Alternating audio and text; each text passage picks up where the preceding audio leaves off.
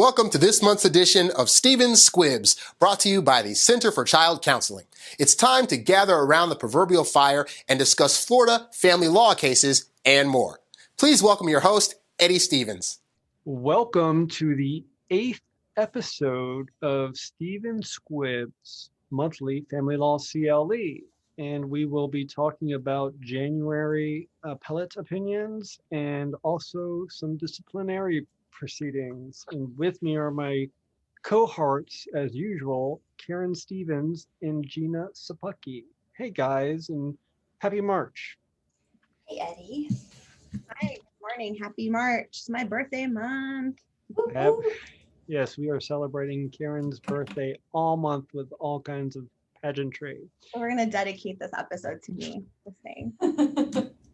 Apparently, this episode is dedicated to Karen, and I wanted to remind all of our subscribers, if you have not obtained a copy of Stephen's Squibs 2021, the hard copy, we have about 10 left, so we know not everybody has sent in their email and with their address, but you got to tell me where to send it. So if you want one of these bad boys, it comes with your subscription. All you have to do is send me an email, eddie@eddiestevens.com, and we will be happy to make sure you get your copy. We have some interesting appellate activity this month, and a really neat case Karen's going to talk about that is very personal to our firm. And hopefully you have the materials in front of you. Just a note on course credits. The Florida bar is several months behind. So we have applied for all accreditation, and I promise we will get it to you as soon as we get it. Going to the materials this week. And our first case in today's materials is the Hampson v. Hampson case, which deals with alimony. And both parties were imputed income because at the time of the trial, the income was not determined. At the time of the trial, neither party was employed. After the trial, one of the parties got a job at a lesser amount than what was imputed to them. Because the court based alimony on gross incomes instead of net incomes, it was reversed and remanded. But the interesting part was the appellate court said, don't use the imputed amount, use the amount that he's actually making at the new job, which was a lesser amount. So the next case is number 2 in your materials. It's the Garcia versus Espinosa case. And this is a case out of the 3rd district. And this falls under our alimony cases for this past January set of opinions. What happened in this case is the parties entered into a marital settlement agreement on a multitude of issues. They resolved equitable distribution, they resolved time sharing, parenting, decision making. They left open for the court the only issues of alimony and child support. So that's what went before the court for determination. And this was a long-term marriage exceeding 17 years. The husband was 61 years old. He was disabled. He was on Social Security income. The wife was about 20 years younger. She was 42. She was an attorney actually for the Department of Homeland Security. And she had sort of been the breadwinner, especially for the last several years leading up to the divorce. And in fact, the husband had been disabled and hadn't worked for some years by the time the divorce proceedings commenced. This went to trial, and the court, despite the fact that there was a 17-year marriage, which causes a rebuttable presumption as far as permanent alimony, the court awarded only 7 years of alimony for $200 a month.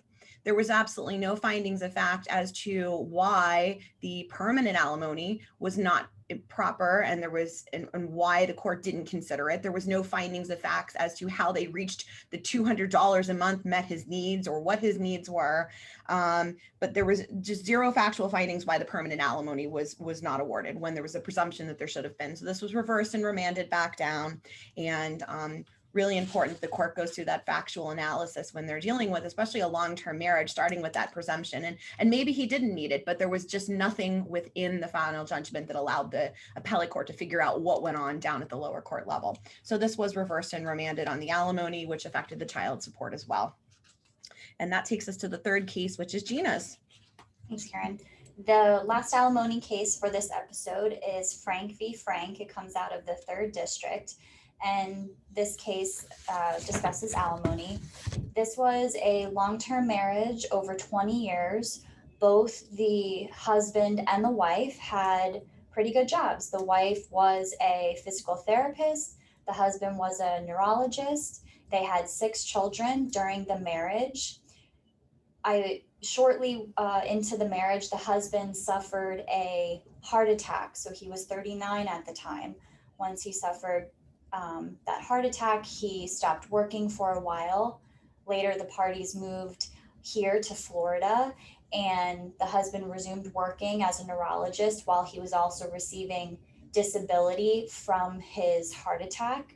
And although the wife did stay at home, on and off throughout the marriage to take care of the party's 6 children, she did resume working as a physical therapist. So both of them were working. In this case, the trial court awarded the former wife $2,000 a month in alimony. However, the alimony portion was reversed because the appellate court stated that there were no findings, or I should say they were conclusory findings as to need and ability to pay. The final judgment did not state how the trial court got to what were the wife's needs and what were the husband's ability to pay. It was just the wife has $2,000 worth of needs and the husband has he can afford to pay this at the time. Here, I think this case is great to remind us that when we are drafting final judgments, if judges request it, we have to identify how a spouse comes to needing a certain amount of alimony and how the other spouse does have the ability to pay.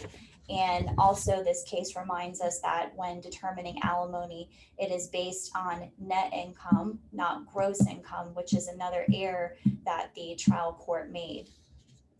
And that takes us to appeals. And the first case is Avery v. Avery. And this is a case out of the 2nd District. Very quick case. The appellate court affirmed all the decisions except for one. Here, what this case teaches us is that the trial court stated that the appellee was entitled to attorney's fees. However, they reserved jurisdiction on amount.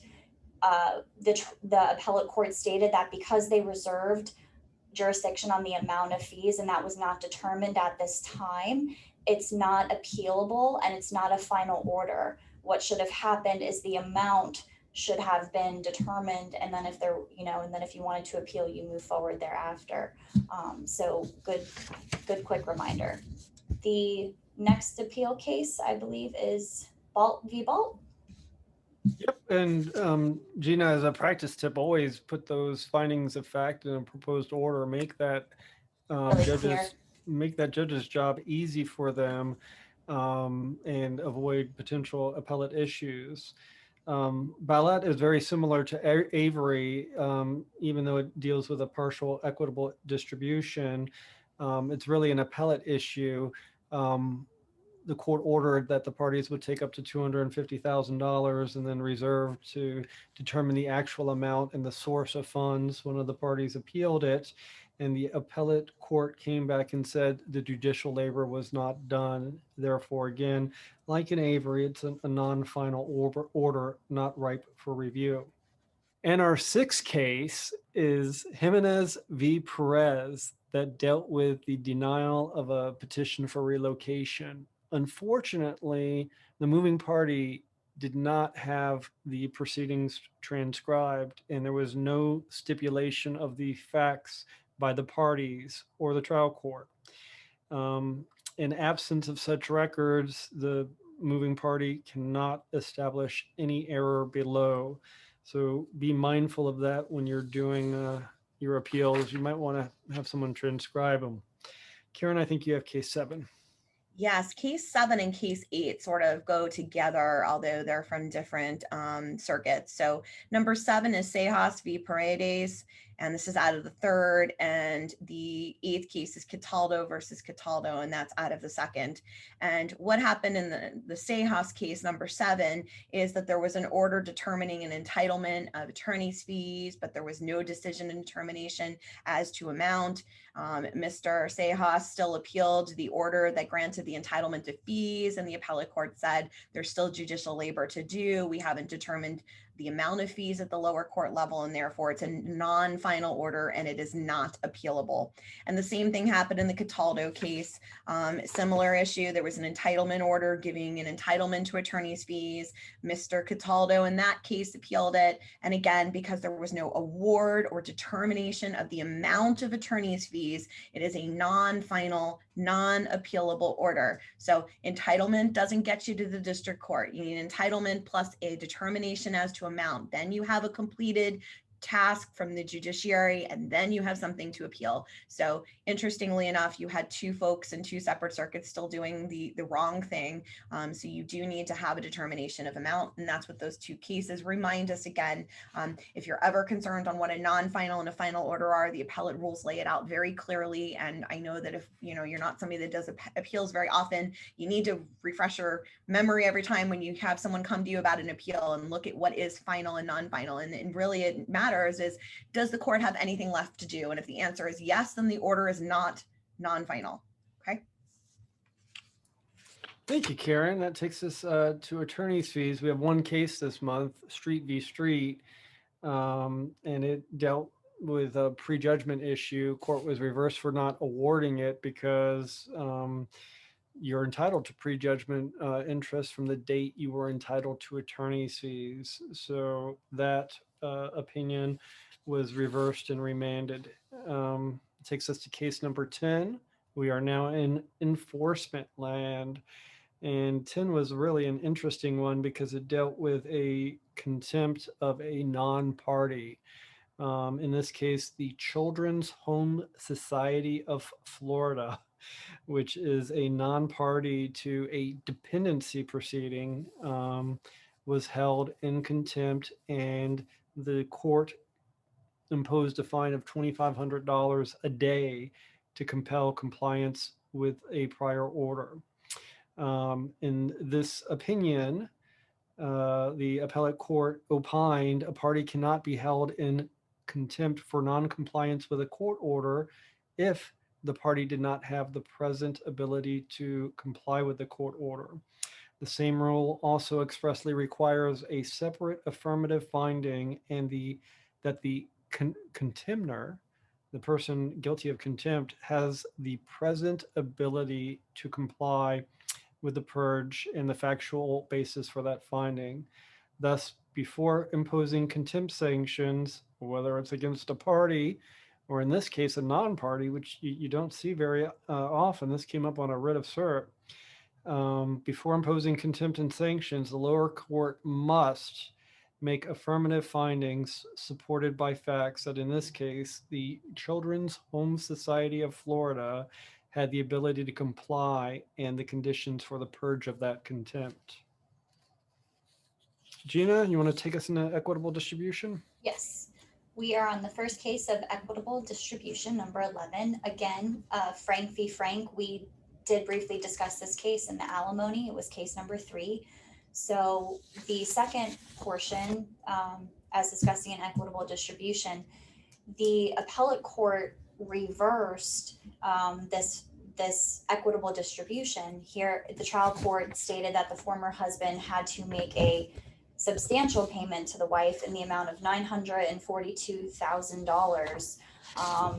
The former husband appealed, and what the appellate court said is, in the final judgment, it only referenced that the assets and liabilities of the parties had to be equitably distributed.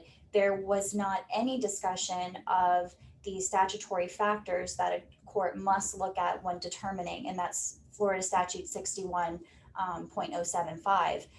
And again, this is a great case where we want to help the judges out. So when we're drafting final judgments, you want to pull up that statute. You want to look at every single factor. They lay them out very clearly, and you want to make sure that we're putting in the facts of each case that would help warrant a proper equitable distribution.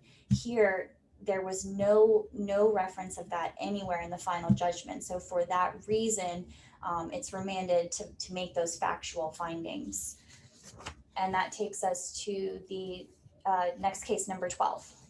I would love to talk about case 12 Corrales, but the third DCA just issued an opinion a few weeks ago that supersedes this opinion. So we're going to put strike marks through it because this opinion is no longer valid, and we will talk about it in next month's episode. And can you believe we're on episode 8 already? This is 2/3 the way through our first year.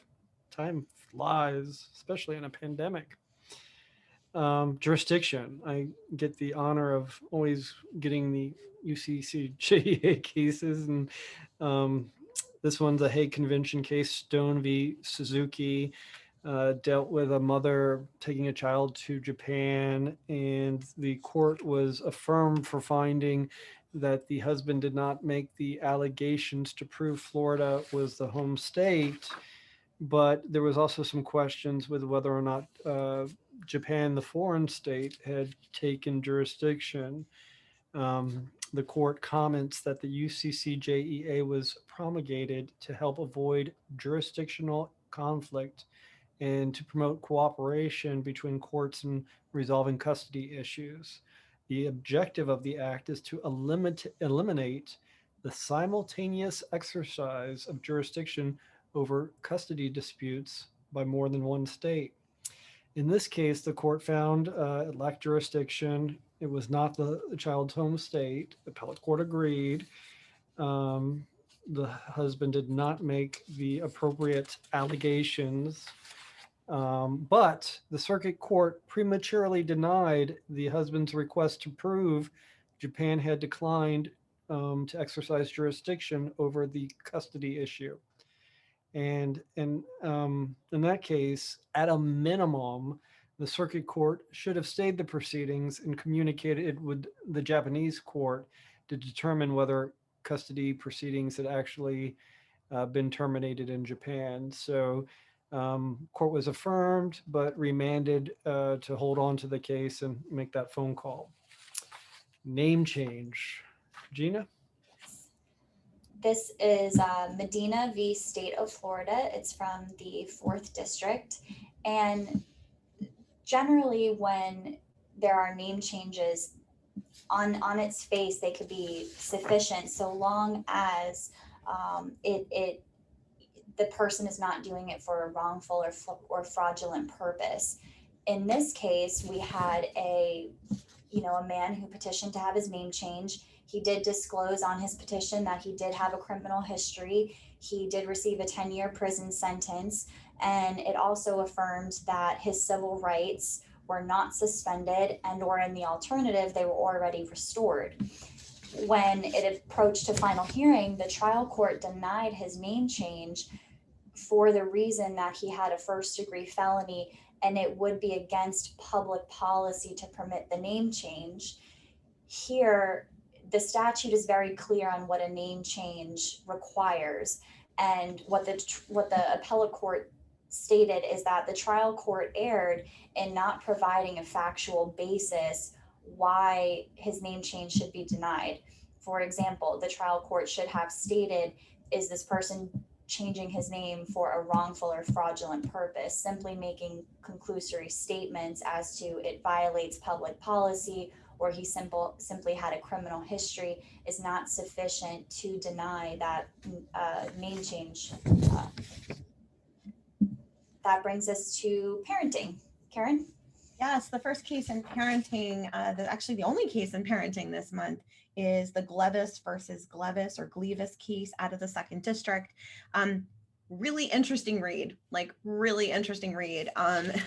One of the more crazy things that I've seen this year. So this was actually a final divorce that was heard in front of a magistrate. I guess that's how they do it in the 2nd District. And then it was ratified. The magistrate's recommendations were ratified by a court order from the judge. Magistrate made some really interesting findings. In one paragraph of the report and recommendations, she indicated that the court found that minor child's best interest would be served if the parties exercise shared parental responsibility. But the court didn't stop there. The court then went on to say, with the father having ultimate decision-making authority for education and non-emergency health care. All right, so we can all sort of think that the court was trying to say shared, dad's sort of a tiebreaker on certain issues. Okay, but that wasn't where it ended. Then there was another paragraph that said it was in the best interest of the child that the father be granted ultimate decision-making authority concerning all major decisions affecting the welfare of the child, including but not limited to, and you know the normal language. So we had in one paragraph the court making a finding that shared parental was in the child's best interest and sort of giving dad tiebreaker authority. And then 2 paragraphs later, the court saying, oh wait, no, ultimate decision-making authority was what was granted to dad. So obviously there was some serious conflicts in the language and the findings and all of that in the final judgment. So it was reversed and remanded back down to the lower court to determine what exactly they were trying to do. Was shared in the best interest? If it's in the best interest, then why was dad given ultimate 2 paragraphs later in the final judgment? So kind of a bizarre read, and the quotes from the actual final judgment are in the opinion, and it's just conflict on conflict. So that is what happened in the Glevis case. And now we're going to hop over to procedure for 1 minute. And talk about compulsory counterclaims. Yay. It's an exciting month. Yay. In Green Shields, an issue came up as to whether or not an issue was barred because it should have been a compulsory claim to an earlier action. Florida Rules of Civil Procedure 1.170 provides that a counterclaim is compulsory if the claim, quote, arises out of the same transaction or occurrence that is the subject matter of the opposing party's claim and does not require for its own adjudication the presence of third parties over whom the court cannot acquire jurisdiction. A compulsory counterclaim is a defendant's cause of action arising out of the transaction or occurrence that formed the subject matter of the plaintiff's claim.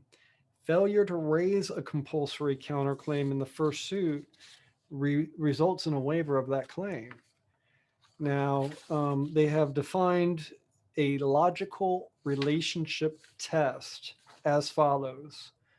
A claim has a logical relationship to the original claim if it arises out of the same aggregate of operative facts of the original claim in 2 senses. 1, that the same aggregate of operative facts serves as the basis of both claims, or 2, that the aggregate core of facts upon which the original claim rests activates additional legal rights in a party defendant that would otherwise remain dormant.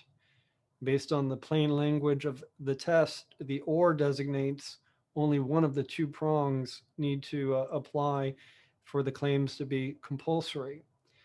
In this case, the court found that the lawsuits over the exact same transaction were not compulsory related, but it spelled out the rule of law in a way that I haven't read since law school. So if you're interested in compulsory counterclaims, check out the Green Shields case out of the 5th. Now we go into support. The first case, we're up to case number 17 in this month's materials, DH v. JH, and the appellant complained that a 9-month delay between the trial and the rendering of the judgment was just too long.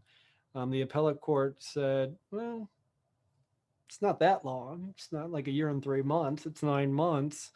But we can't tell how the court came up with its support. So it wasn't the issue that the judgment took so long. It was really the issue that the order lacked the appropriate findings of fact to support the calculation.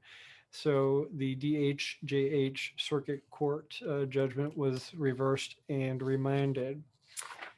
That takes us back to Karen. Yeah, so our next case in the support arena is the Department of Revenue on behalf of Mrs. Simpson versus Carreria. And this is a case out of the first district. And this was an administrative support hearing in front of an administrative law judge. And mom was sort of represented by Department of Revenue, like we're all familiar about child support. And what the court did, the administrative law judge did, is there was no award of retroactive support for the 6 months prior to the court making a determination of child support. And the appellate court found that this was an error, and the reasoning that the administrative law judge had for not awarding retroactive support is that they believed that they didn't have enough evidence or information to make a determination.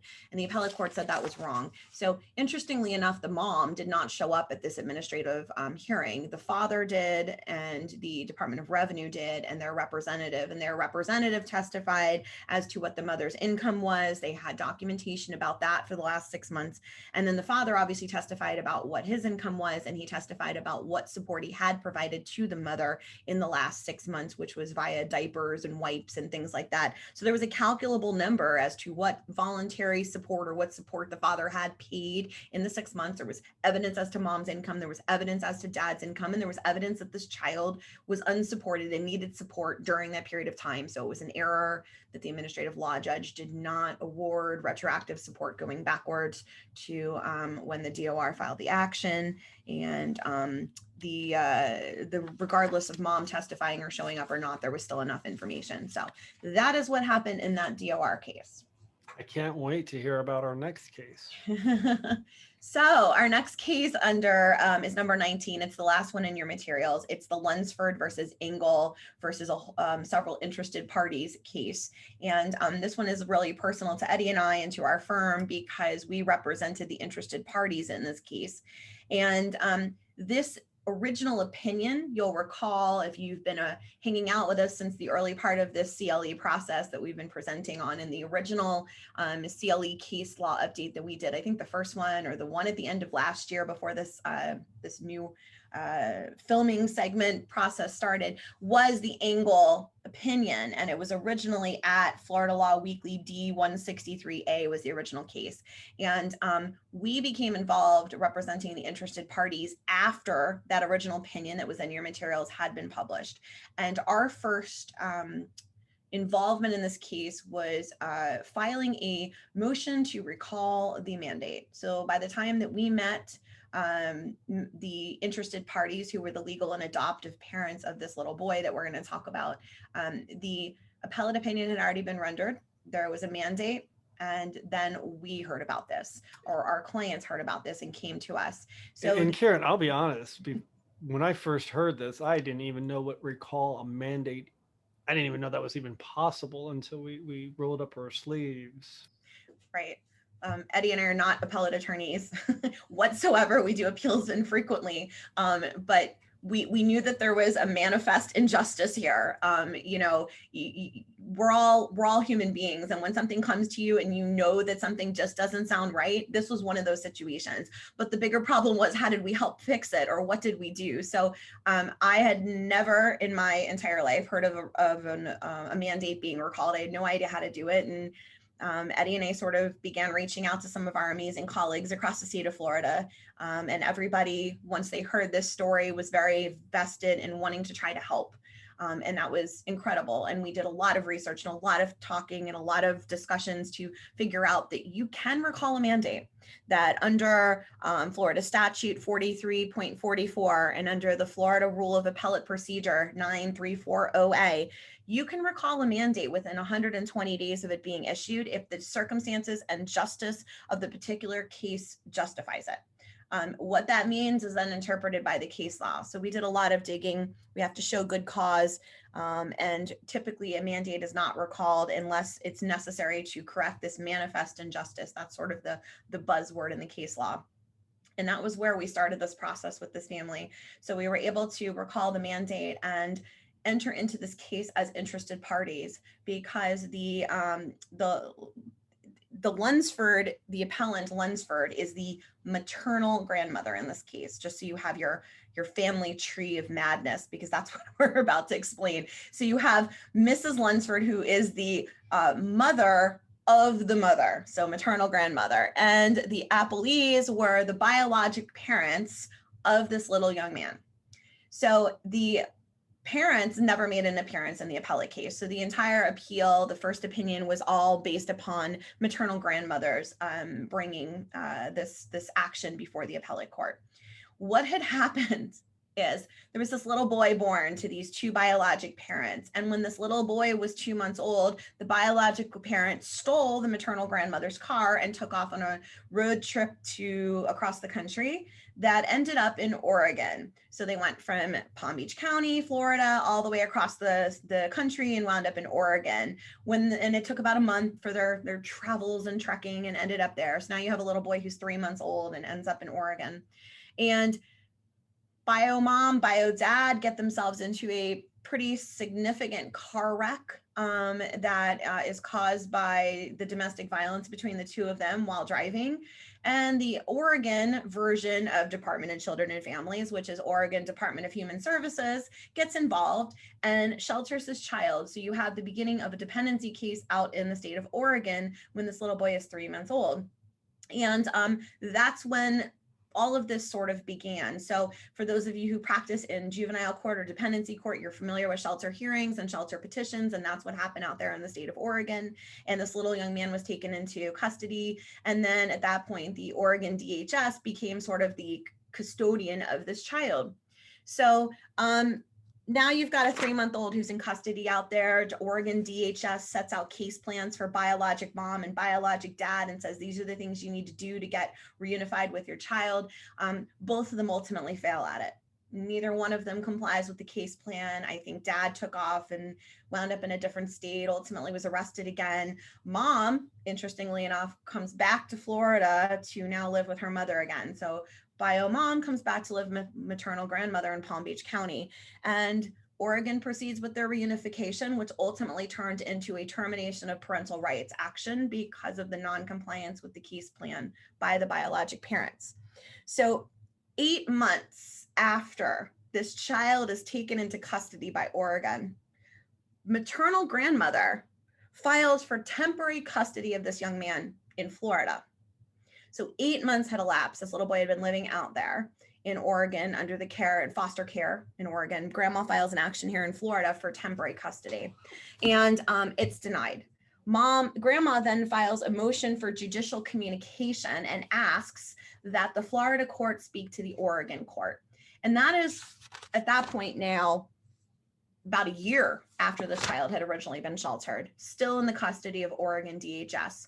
And the Florida court, one of our judges here in Palm Beach County, does conduct that judicial communication conference.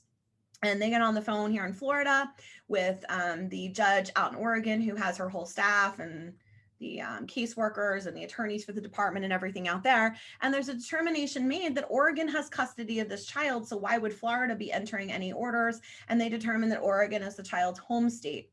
And that sort of ended things here in Florida. And despite the fact that maternal grandmother allegedly didn't agree with this determination, it was decided Oregon was the custodian of this child. They were the home state. Things needed to proceed out there. So ultimately, like I said, parents' rights are terminated. This little boy ultimately gets adopted now by the biologic mother's father, the maternal grandfather, who is remarried and has a wife and a family of his own. That couple here in Florida adopted that child. They go through the adoption process. A birth certificate here in Florida is given, and they become this child's legal and adoptive parents. Sometime thereafter, there's a final judgment of adoption entered in Oregon. So you have 2 termination orders in Oregon, a final judgment of adoption entered in Oregon, and that was where the story should have ended. However, grandma here in Florida filed an appeal and told the 4th District that she was denied the right to participate in that judicial communication conference that we talked about a minute ago. And because of that, this should all be overturned. Florida should have been this kid's home state, not Oregon, made a very creative UCC-JEA argument. And the appellate court at that moment in time had only before it the information that seemed as though maternal grandmother was somehow denied the right to participate in this call. And the fourth district, in their initial opinion, said that maybe we were wrong. Maybe everybody was wrong. Maybe Oregon was not the home state and Florida should have been the home state. So they found that the grandmother's inability to participate in the judicial conference was an error, that she should have been allowed to participate either through herself or her attorney. And thus the original opinion said that that was an error, and all orders that were entered by Oregon after the initial emergency jurisdiction were basically nullified and became null and void. So if you've kept up with us that long, you can see where the problem began and where the problems began to happen, because you had a little boy who was adopted with a final judgment of adoption, and now you have an order from the appellate court saying, oh, wait, no, none of that's valid anymore. Our clients heard about this for the first time when they got correspondence that a parent wanted to now come pick up the child from them for the first time in years. And that's what brought them to our office. And we argued that the mandate needed to be recalled because this court did not have all the information in front of it. The court in Florida, and here in Florida, the fourth district was unaware of all the things that had happened out in Oregon. The record did not reflect that there had been termination orders, final judgments of adoptions. That was not in front of the fourth district on their original opinion and on their original decision. It was not part of the record. It was not brought to their attention. So once we got involved, we made the arguments that once Oregon exercised emergency jurisdiction, and they have similar UCC-JEA laws to us here in Florida. They have, their Oregon, I think it's called the Oregon revised statutes, or analogous to ours here in Florida, with one exception we'll talk about. So they lined up. So the child's home state never was Florida, because the child was only 2 months old when he left here. And what the UCC-JEA law says is that unless another court has already began proceedings or a child has lived somewhere for 6 months, then home state is where the emergency jurisdiction began, which was out in Oregon. So once Oregon started exercising that jurisdiction, when they took the child into shelter and into custody, the jurisdiction continued until the finality of that matter. And the finality of that matter was through the entry of the final judgment of adoption. Oregon also has an interesting part of their statute, which is under Oregon revised statutes. It's 109-381 subsection 3, that once a final judgment of adoption is entered, that no one after a year of it being entered, no one, even for jurisdictional problems, is allowed to contest the finality of that adoption. And the adoption was entered March 5th, 2018. The appeal was filed by the maternal grandmother March 18th, 2019. So it was well over a year, or just a little over a year, since the final judgment of adoption had been entered. So in addition to the fact that Oregon had the continuing jurisdiction until the finality of the matter through the emergency exercise, there was also the statute there in Oregon that said that once the adoption was final, after the expiration of a year, no one can say boo about it. And that was another issue that the maternal grandmother had with the timing of her procedures. The new Lunsford versus Engel opinion, which is in your materials, that came out earlier this year in 2021 and replaced the original opinion, did agree with all of our client, the interested parties' arguments. And the fourth district said that in light of the circumstances, the fact that grandma did not get to participate in that judicial phone call, like she complained that she did not, it was harmless error given the multitude of the other facts in this situation and in the web of all of these orders and the things that had gone on in Oregon. And once the appellate court here in Florida had an understanding of what had actually happened out there, they agreed with the arguments as far as the emergency jurisdiction continuing until there was an order, and that the adoption cannot be contested after 1 year, and found that the non-participation in the phone call was harmless. So that is a incredibly crazy UCC-JEA story of the year, probably of our careers. And I personally am not a UCC-JEA sort of procedural sort of person, but what we learned and Eddie and I learned in doing this process was was incredible. So this little boy stayed with his adoptive and legal parents, which was the ultimate goal here. So that is the Lunsford versus Engel new opinion in a nutshell. That brings us to an end of this month's reported cases. We do want to take some time and discuss the changes that happened to 12285 back in November that became effective January 1, because we keep seeing mandatory discovery come in with the old forms. So just to make sure all of our subscribers are in the know and doing the right thing. And if you want the new form, send me an email. I'll be happy to send it to you. We, our paralegals are on the ball, and they actually got excited when this rule came out, which I find odd, but it says a lot about the folks, the passion in which the folks that work with us take their jobs.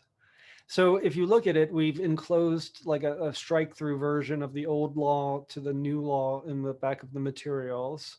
So that's the most helpful way I can track these changes, but we're just going to talk about them for a couple minutes just so we are all in the know. The first big change is within 12285, time for production of documents. And it used to be when you noticed your hearing for temporary relief, the moving party better have had their financial affidavit filed because it was called for in the rule. If not, a lot of litigation would pop up about either striking the financial affidavit or possibly even striking the temporary relief hearing. New 12285 fixes that and says if you're seeking relief, and that could be one or both parties, you got 10 days prior to the temporary financial hearing, 10 days to make sure that that information is provided. And instead of creating some crazy 48-hour, if you fax 24, whatever, if you're not seeking relief, if you're the defending only and seeking no affirmative financial relief, you got 5 days before the hearing to provide that information. So that's a pretty significant change. Now let's get down to the actual documents that need to be produced. These changes pretty much apply whether or not it's for the temporary financial relief or if it's just, mandatory discovery for initial or supplemental proceedings.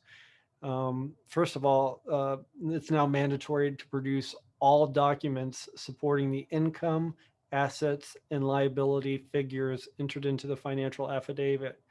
So that's now automatic. When it comes to tax returns, it's not just the 1040.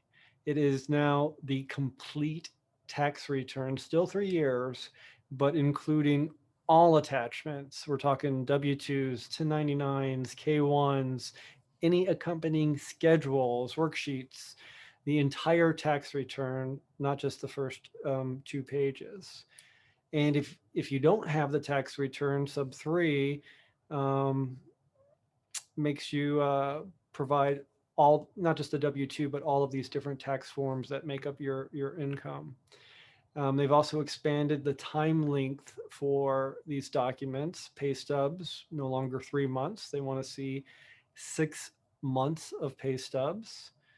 If you have a statement of your income as opposed to pay stubs, they want to see it for 6 months. Loan applications went from 12 to 24 months. Deeds went from 12 to 24 months. If you, they've added a couple of things. For example, if you receive payments in the last 3 years for leased real or personal property. So those are all interesting changes to real things involving real estate. Bank statements used to be real nice just to provide 3 months. Now it's 12 months for those. And it's not just your bank account. It's for any bank account for which you have check writing privileges. And we always get nitty gritty when someone is writing off of a paramour's bank account, or maybe even a parent's or a child. Child accounts are also covered later. Brokerage accounts, they want to see it for 12 months. That hasn't changed, but it also specifies that this includes the kids' accounts or any adult dependent child. And it expands it to any brokerage account that you have check writing privileges. And it requires you to provide canceled checks, registers. It's just much more expansive. For your retirement, profit sharing, deferred comp, not just the most recent statement, but statements for the past 12 months. And also something brand new, virtual currency. And there's a whole lot more to virtual currency than Bitcoins. There are all these little kind of like bank accounts that are attached to things like PayPal or eBay, Venmo. We are really creating new technology, and the rules are finally coming up to kind of deal with those issues. So digital currency now has its whole own paragraph. If you have life insurance, it's no longer just a deck page, but also the statements for the past 12 months. If you own a corporation, it's not just limited to corporations in which you have in excess of 30% ownership, all corporations. So that's kind of new and different. They've added also to any written premarital or marital agreements, any affidavits or declarations of non-paternity or judgments of disestablishment. Now, number 6, all documents, and they struck out intangible evidence supporting your claim that something is non-marital or dealing with enhancement. So you don't have to produce the tangible evidence, but you have to produce the documents. So if you want tangible evidence, you got to do some kind of a request, I guess. Sanctions are different, that if documents under this rule are not served in before it was 24 hours, now it's within the time period set forth as B1. So it just kind of clarifies it a little bit. And Karen, you want to talk about the new acknowledgement that has to be signed? Yes, so the new acknowledgement is, there used to be a whole paragraph that said this is everything, it's full and complete and all of that. Now they just have to sign that it says, under penalties of perjury, I declare that I have read this document and the facts stated in it are true. So make sure that when you're filling these out, now you've got these penalty of perjury language that wasn't in the prior one. Make sure that the certificate has that language. We could send it to you. You can also go on the Florida Supreme Court website and download it, but I can count on probably one finger the number of correct certificates I've gotten since January in cases. So I've done a lot of letter writing, phone calls, trying to work this out. It's really truly astounding how many colleagues of ours out there in this world don't know that this has changed. So if this is the first time you're hearing about it, consider yourself fortunate that you're learning it now, but you got to pay attention to this. These certificates it's very different. There's another whole category like Eddie mentioned, and I think that I've now unfortunately had to find myself into motions to compel better responses and compliance with mandatory disclosure sort of positions lately with attorneys. So make sure that you're really complying with this. It's been expanded. I think we finally caught up to speed. The judges know about this. The magistrates know about this. I've had conversations with some of them and they're aware. And they're saying that they're seeing a lot of motions to compel better responses on mandatory lately. So instead of embarrassing yourself in front of your client, pay attention to the rule. Embarrass yourself in front of us. Yes. We're like family. But yeah, it's a very detailed, new specific, these clients used to come in and say, oh, well, this is my kid's brokerage account. Like that doesn't happen anymore. And Venmo and Zelle and all these wonderful transactions where people might've been hiding money and income and sources. And, you know, there's no, I personally haven't figured out a great way to produce Venmo yet, besides having clients screenshot all of their things. But if anybody out there in the world has a really great idea and there's some program that allows clients to pull their whole transaction, I think Venmo is the problem. It's like modern day bearer bonds or cashier checks. Same basic concept, just different decade. It's true. So follow this new form. Well, that brings this month's episode to a close. And of course, I'd like to send out my thanks to Gina and Karen for always helping me out. And next month is our 9th episode. We apologize that we're a week late on this one, but due to circumstances out of our control that happen from time to time. And we will be back, and we will see you on Tax Day, April 15th. Everybody have a great month. Thank you for joining us for this month's edition of Stephen Squibb's Monthly Family Law CLE. We hope to see you again next month. In the meantime, do something that matters. Visit www.eddiestevens.com for more information.